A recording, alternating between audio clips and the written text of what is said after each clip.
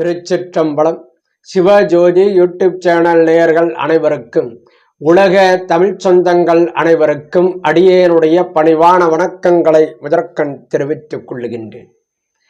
சிவாலயத்திலே சண்டிகேஸ்வரரை எவ்வாறு வணங்க வேண்டும் என்ற வினாவிற்கு விடைகாண குருவருளும் திருவிடைமருதூர் மகாலிங்க பெருமானுடைய வற்றாத தனிப்பெரும் கருணையும் இன்று கூட்டி வைத்திருக்கின்றது.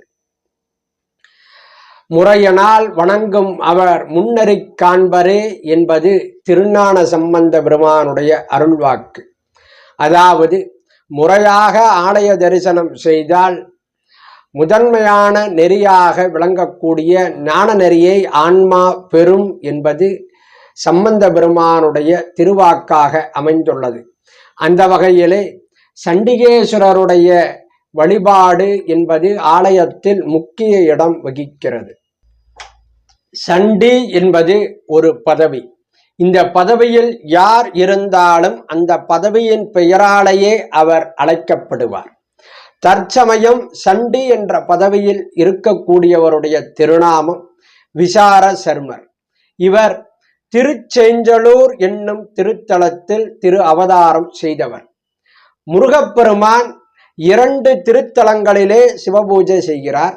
ஒன்று திருச்செஞ்சலூர், மற்றொன்று திருச்செந்தூர். ஆகவே முருகப்பெருமான் சிவபூஜை செய்த திருத்தலங்களில் முதன்மையான திருத்தலமாக விளங்கக்கூடியது திருச்செஞ்சலூர். இந்த அற்புதமான திருத்தலத்தில் விசார சர்மர் என்ற திருநாமத்தோடு இந்த சண்டிகேஸ்வரர் திரு அவதாரம் செய்கிறார். இவர் 63 நாயன்மார்களில் ஒருவராக விளங்கக்கூடியவர். தற்போது நடக்கக்கூடிய கல்பகாலத்திற்கு ஸ்வேத வராக கல்பகாலம் என்று பெயர். இந்த ஸ்வேத வராக கல்பகாலம் முடியும் வரை சண்டி என்ற பதவியிலே இந்த விசார சர்மர் என்பவர் இருப்பார்.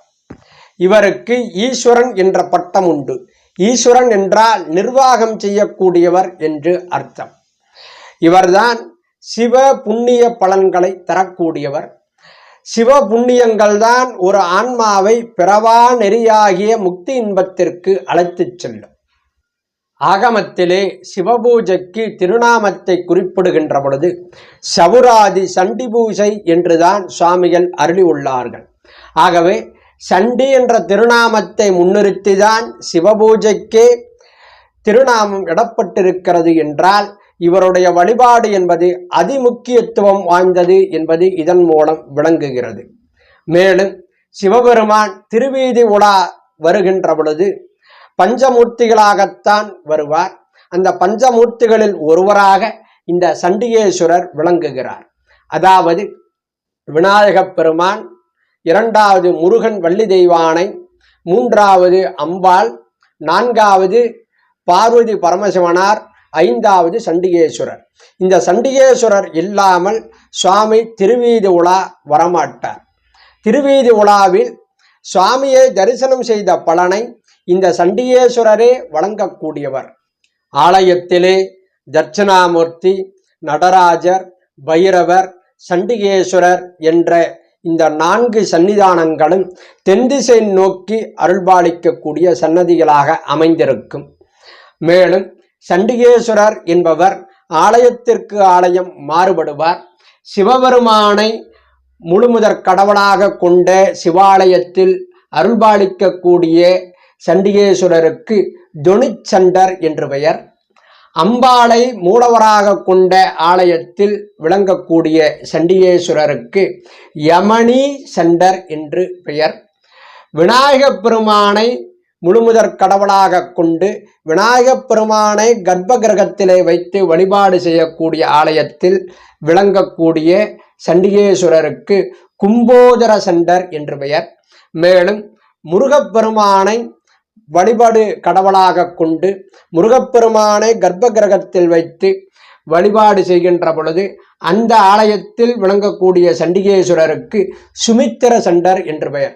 ஆகவே சண்டிகேஸ்வரர் என்பது ஒரே பதவி. இந்த சண்டிகேஸ்வரருடைய சன்னிதானங்கள் என்பது தெற்கு திசை நோக்கி இருக்கும். ஆனால் ஆலயத்திற்கு ஆலயம் மாறுபடும்.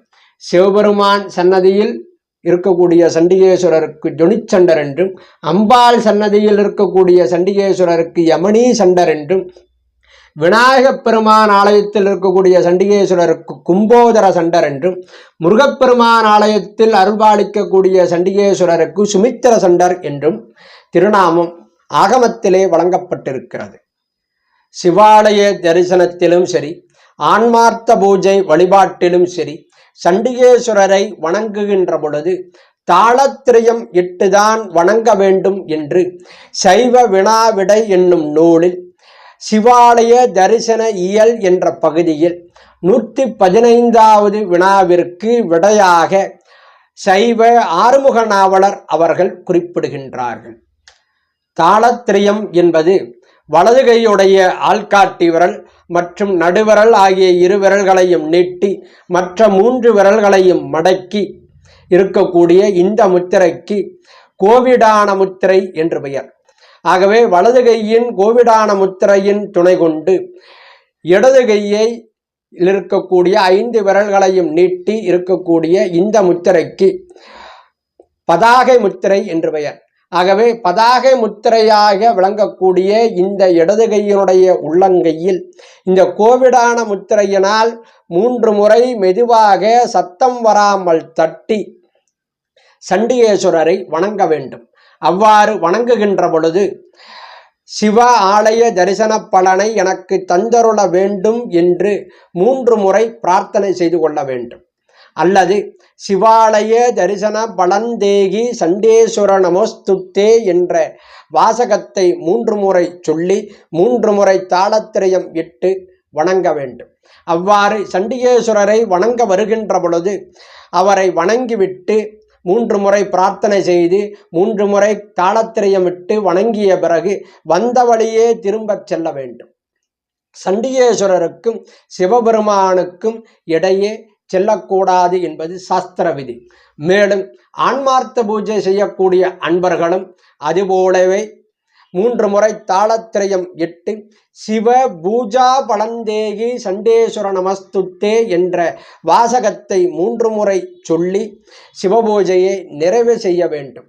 ஆகவே சிவாலய தரிசனத்திலும் சரி, சிவ பூஜையிலும் சரி, சண்டிகேஸ்வரரை இவ்வாறு தான் 3 முறை தாளத்திரயமிட்டு வணங்க வேண்டும் என்று சைவ ஆறுமுக நாவலர் அவர்கள் சைவ வினாவிடை என்ற ஒரு நூலிலே அருளி செய்திருக்கிறார்கள்.